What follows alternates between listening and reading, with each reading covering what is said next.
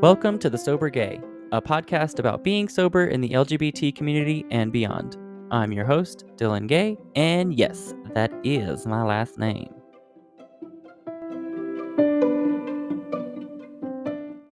Hi, Aubrey. Hello, Dylan. How you doing? You know, I'm feeling great. I'm feeling fresh, clean, and Yeah, you look amazing. got a new do. I was gonna say cut, but it's a whole new do. Whole new do. Yes. Hey, people can see that new do if they go over to thesobergay.com. Oh, yes. Go to the Sober Day. Oh my God, sobergay.com. I can speak today. I love mostly. it. I love it. Okay, so the power of self is our topic for today. Yes. Just a little broad. I thought of this just thinking more of like my recovery and who I've become and who I'm becoming. I think about how important it is to grow mentally and grow inside yourself during this time and learn how powerful we truly are and how powerful our mind is. Yep.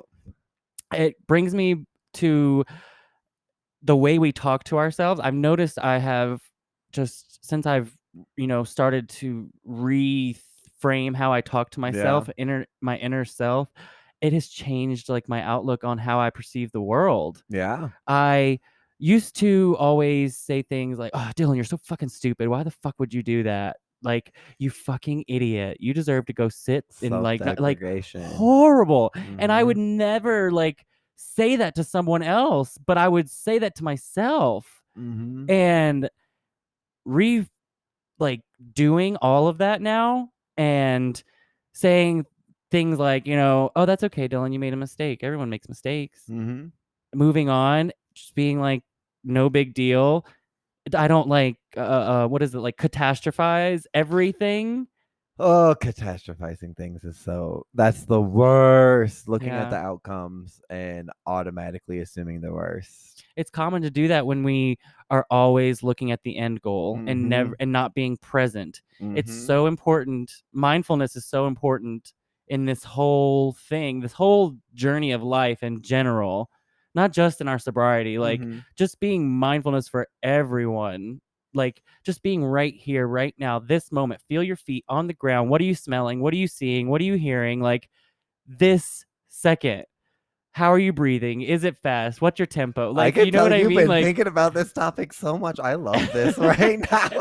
It's just like things like I never had thought about in my life until I've had this clarity from sobriety to experience this part of myself and just learning who I am and what core values I hold on to, opening up like, why do I feel that? Why do I react that way when someone does this to me or says this about me or threatens this about my ego? Like responding to those situations differently, not feeding it with anger. There's like a level of consciousness that we're on. And like, there's like anger and those type of response situations are very low. You know what I mean? Like they're very just like quick and easy ways to respond to a situation.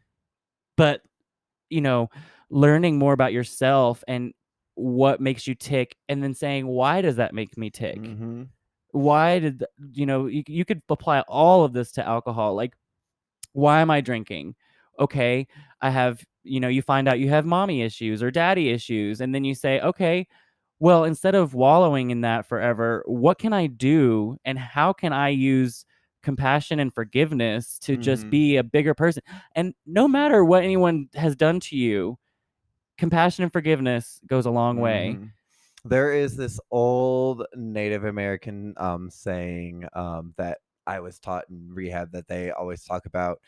And it's just this story about this guy who has two wolves, and each wolf kind of shows two sides of his personality. You have this angry side, and then you have this kind of like happy, just like free side. And really what it comes down to is he's only able to feed one. And which one are you feeding? Because that's the one that's going to grow and grow and grow. And that's the one that's going to become who you are. That's the one that's going to consume you. So what wolf are you feeding? Are you feeding those Yeah. negative thoughts, those negative energies, those self-conscious doubts? Like, what are you feeding? Are you feeding happiness, love, joy, all of this to just come into your life? And don't get me wrong, there's nothing wrong with being sad or angry or whatever. You know, you can have those emotions. Let those emotions come and pass, but you don't necessarily have to react to those emotions. Right. The So, reaction is the key part that you just said, is like that every reaction we have is secondary, meaning like the first react or the first, what would you call that? The first instinct in our head is not to be. It's our initial. It is our like fight or flight reaction. It is what we automatically like decide. Are we going to say something or are we going to hold back? Right. And that's all up to us. And we have all shaped our reality around it, because your perception is your reality. How you perceive the world is your reality ultimately, because that's all you have. You have. And you know, I don't know where I was going with that. Sorry, I lost it. No. I mean, I just got so hyped up. I was like, there's the whole. So if you are, I mean, I don't know if you've ever read on the CBT model. Yeah. Cognitive behavioral therapy. That's the therapy I use. Yeah. So I mean, this is that whole model of like you have that triggering event. Yes. Then that triggering event causes an emotional response. That emotion. Yes. Oh my God, how am I remembering this stuff right now? That's great. Your emotional response then I think is you're able to. That's the part that you're kind of able to control, the emotional response. Yes. That is where you can stop the whole event in the end. You know, going from then like the event to like changing. You know, just being angry. Yeah. You know, so I think that if we look at that model, if you stop that emotional reaction right then and there, like you can figure out where to go and you can have a clear mind. Right. Yes, completely. It's just like clearing your mind of all the rubbish that we have learned and taught ourselves. It's just tiring. Like it's so many like things that we're offended by, that so many people are so holding on to being right all the time. I give up. People perceive me as weak all the time, because I will be the first person to give in and say, oh, I'm wrong. Oh, I'm so wrong on that situation. You're completely right. You're 100% right. And I see so many people that get that shift in like their ego, like, oh, yeah, I am 100% right. And like, I'm like, don't feed off of that stuff. That's not what, if you think about it at the end of the day, when you think about like what impresses me, guess what? That's what impresses other people. And when you're out and you see like a know-it-all, think about it if you're doing that yourself. If you're being a know-it-all, it's not. Got some news for you. It's not fun for anyone. I mean, like then there's nothing wrong with knowing facts and being able to like present information. But when you do add the ego part to it, and you're just saying like, I want it because you don't have it. Yeah, people stop listening. They just stop listening. They are like hearing, and they're just listening, or whatever you would say. They're just listening with their ears, not their like brain. It doesn't go in. Yeah, they're not active listening. Then they're literally are just hearing. We're all over the place today, and I fucking love it. This is my favorite kind of topic. I love this too. I mean, so I feel like self-awareness and self-worth is such an important part of sobriety. Like, I don't think that you can start sobriety without having some sort of like self-worth, because you have to be able to lift yourself up and out of those like that situation, that funk that a lot of people get in at the bottom. You have to kind of just gain a little bit of like, I can do this. That's that first step. I can do this. Right. So I totally get that. Sorry, I just got distracted. It's okay. I just so you all know, I produce this show. I like do all the background stuff. So I'm like, sometimes I'll like look at the like monitor and be like, come back and be like, wow, what the fuck were we just doing? I'm not the best multitasker. It's okay. That's the process of working a show here. Yes, if you guys want to leave a tip, go to thesoberbrigade.com and click on the tip tab. And we're not talking about comments. I'm just kidding. Yeah, we don't want to hear those kind of tips. We're stubborn. It's our ego. Totally kidding you all. Yeah, am I? Oh, soberbrigade.com. Okay, so getting back on topic. Whatever topic there is. I've learned the power of writing things and saying things down. We've talked about the power of self, the power of our words. We were talking about how we talk to ourselves, how we frame our perception, how we talk about the world around us, like little things you can start. But you know, it's funny. I'm sorry. It's this one thing that it's all about you, nothing else. You can't control anything else. And I think that's the number one thing that, like, hearing you say that, it's like you this is going to help you, like, get you to do this. It's not for anyone else. It is for yourself. You can't do anything for anyone until you've learned who you are. Who are you? And there's so many people running around not knowing who they are, me being one of them in the past. Like, but I'm finally getting a grasp on who Dillan is at the core. And I think as the show goes on, you can kind of go to older episodes and see where I like when I like the moment I had realized my favorite colors and things like that, like little things, like you could just see growth in and I allow others to grow. That's a huge thing. I think that is the biggest thing. You have to allow others to grow. You can't just bombard people. Like, protection is great, but you can't protect all the time. It's a human. Yes, we are all human. We're all going through this experience, and so you can't get to a part of enlightenment and say, oh, I'm so much better than her because she doesn't even know everything I know. And it's like, no, don't think that way. That's that ego creeping back in. Like, you have to think of it as like, this could be my opportunity to either, not engage with that behavior so they might realize that it's wrong, or I could inform them or something like that, or just not saying a damn thing. Sometimes just not saying a damn thing and letting the person it is going to let them speak up. I feel like sometimes we want to step in too much when it's not our spot. And I feel like that's just sometimes you got to just let people figure it out. That's a huge thing. Yes. Because if you don't go through those negative thoughts, those negative feelings, then you won't grow. You can't grow. The best thing you do is just not feed into it. Like, I've learned to not laugh at things that I don't find funny. Because there's so many times I've laughed at like inappropriate jokes that I like that were offensive, and I've laughed for the sake of helping their ego, which only confirms that anything they said I agree with. No more. No, I'm not doing that shit anymore. If you say racist, homophobic, any kind of joke, and you don't know me, because it happens in passing, why are people still doing jokes like that in public is like beyond me. Like, come on, read the damn room of the world. Like, no one does that. It's so true. It is out there. It is so out there. And it is like, I've had my own personal experiences being a mixed person. I have never, like, I've had people assume that I'm just white, and they come up to me and they start talking to me like that. I'm going to start reacting to their racist shit. And I don't. I'm sorry. I don't respond to that. And they do that. It happens quite often. Even serving, I've had people use the N-word directly in front of me thinking that I'm a white guy, and I'm not. I'm a mixed man. I have a black father. Like, I'm sorry, but you can't use that stuff around me. That's not okay. Right. You are so valid in that. And there's that whole situation is fucked up too. The way that we perceive others and the way that we think, since we know this and we know that, we can tell other people how to do it. And no, sit your ass down. You don't know anything about anyone until they let you in and tell you about themselves. You can't assume anything about anyone. You cannot. That is the biggest. Assumptions make an ass out of you and me. Yeah, for real. I get it. It's so true. Assumptions really.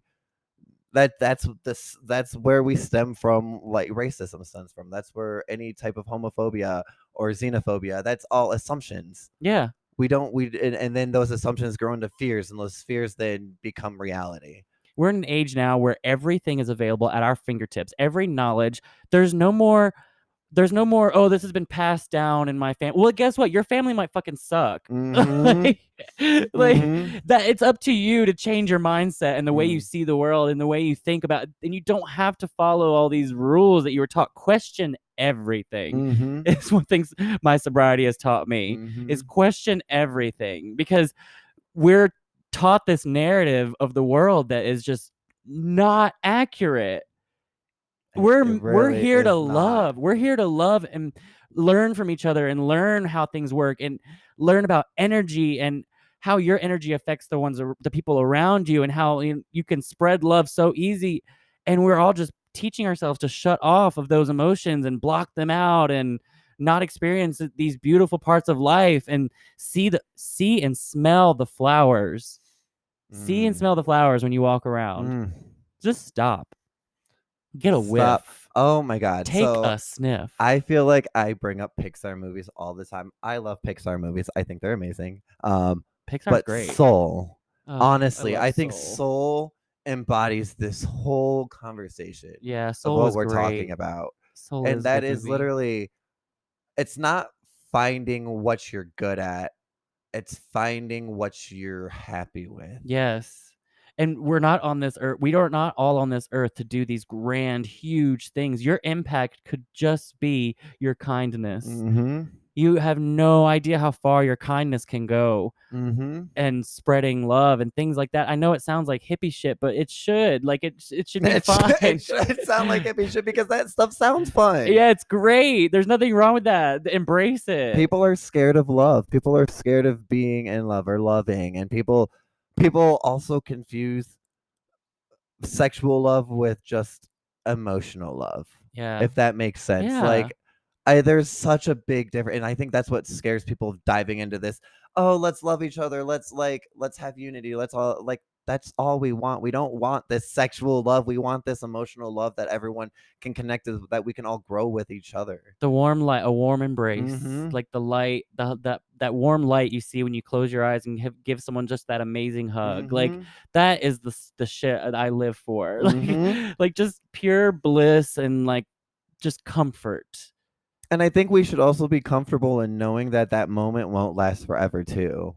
It's all that feeling we get when we were drinking. Yeah. It's that feeling. We can make that feeling ourselves just with our love and understanding of the world. Mm-hmm. I love that. I want some pie now. Just from my Yeah, I don't know. I just feel like that's the sound people make when pies come out. Yeah, I would love some pie. I don't know. Okay. So anyway, back to being let's just go back to self-worth. Yeah. Let's all make a commitment this week. Oh yeah, I love setting a commitment for you all of our listeners, and for anyone else that you want to give this to. Let's just write down every morning 5 things positive about ourselves. Oh yes. Every morning write 5 things, and they have to be different things every day. Yeah. You can't write and the it same doesn't thing. have to be grand. It could be something so slight and little. Like it could just be, I wasn't clumsy today. Yeah. or yesterday. No, seriously. And write down little things like, oh my God, I love the way that my whatever right eye is looking today. Like you can be specific too. Yeah, like, I love that. Open it, just like allow yourself to just see your whole self. Oh, I was talking about that earlier, is about the power of your words, the power of writing down. Like just writing down good things for yourself, positive affirmations that you want to happen. Just write it in a quick journal and close it. Keep it by your bed, whatever. And you can write, like, keeping a journal doesn't have to be like, today I saw a boy and he was really cute. Like, no, your journal can be like, I had a breakthrough today where I like realized that, Exxon is leading all of the world's Capitalism crisis. sucks. Like, yeah, it could be moments like that. And then you could write afterward, I like my future, I will myself happiness. Like, you could write an affirmation. You can write about anything in your journal. Write something positive. Yeah. And honestly, you can write the negative things too. Yeah. Write the negative things, but in the end, reflect on it. Write Don't just write the negative. Yeah. Reflect on it, and then write how you can grow from that. I like that. So that's my goal for you all, and please feel free. Like, I'm gonna do this. I'll share it for you all if you want. If you all want to share yours to us too, share it. Just let us know, just to let other people know what things that you're saying to yourself to keep yourselves going. I feel like that would be such a fun. Yeah, I love that. Sorry, I'm making an episode without you. Go ahead. I love it. But it brings us to a good point, because where can they share stuff with us? Through email. They can share at thesobergay@gmail.com. My God, why don't I have my own show like Ellen? I can that fucking transition. No. Okay. Where can people find our Instagram? They can find us at the Sober Gay Podcast. The Sober Gay Podcast. The Sober Gay Podcast. Sober Gay. At thesobergay.com. Hey! Ooh, is that our website? What? Okay, so Until next time, Stay sober, girl.